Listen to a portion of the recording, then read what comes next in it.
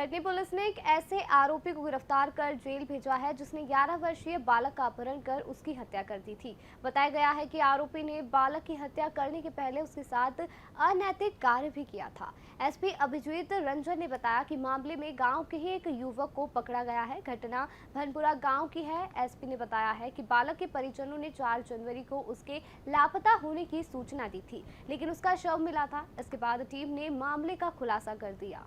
कहूँगा कि 4 और 5 तारीख इसी महीने जनवरी के 4 और 5 तारीख को हमें ये सूचना मिली थी कि निवार चौकी माधवनगर थाना अंतर्गत एक 11 वर्षीय बालक गुम हो गया है। और जैसे ही हमें सूचना मिली, हमने इसमें तुरंत ही मामला दर्ज करके लगातार सरगर्मी से बच्चे की पता तलाशी करने की पूरी कोशिश हमारे द्वारा की जा रही थी। इसी क्रम में 6 तारीख को हमें ये सूचना मिली कि उसी गांव के पास एक खेत के किनारे नदी के तट पे एक बच्चे का शव मिट्टी में धंसा हुआ, मिट्टी में गाड़ा हुआ वो मिला है। और हमने जब उस शव को बाहर निकाला तो हमने पाया कि वही गुम बच्चा है। सरगर्मी से पूरे मामले की जांच पड़ताल करने के पश्चात हमने यह पाया कि गांव का ही एक स्थानीय युवक राहुल कोरी नामक युवक वो उस बच्चे के साथ आखिरी बार देखा गया था। बच्चा उसी के मोटरसाइकिल पे बैठ करके उसके खेत के पास आया था, जिस खेत के पास से उस बच्चे की बॉडी भी प्राप्त हुई थी।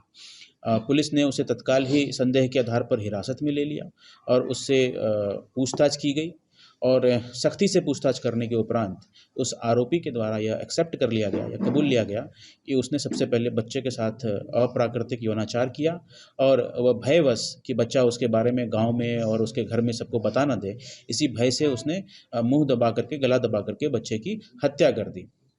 और इसके पश्चात शव को छुपाने की नीयत से उसने बच्चे को वहीं नदी किनारे ही गड्ढा खोद करके उसमें डाल के शव को गाड़ दिया। इस पूरे घटनाक्रम में हमारी पूरी टीम ने लगातार मेहनत किया है और हमारी जो पूरी टीम है उन्होंने मात्र 24 घंटे के अंदर इस अंधे हत्याकांड का खुलासा किया है, जिसके लिए निश्चित रूप से ये लोग बधाई के पात्र हैं। यद्यपि मैं व्यक्तिगत रूप से इस घटना को लेकर के बड़ा ही हृदय विदारक घटना है, ये हम सभी को इस बारे में सोचना चाहिए कि इस तरह की चीज़ें आगे ना हो। Thank you.